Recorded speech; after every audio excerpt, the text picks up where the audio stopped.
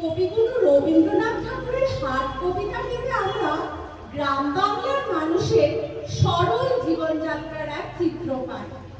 এই কবিতার কবি গ্রাম বাংলার মানুষের জীবিকা এবং তাদের সামাজিক মেলবন্ধনের এক চমৎকার ছোট্ট কাব্যিক রূপ আমাদের সামনে তুলে ধরেছে।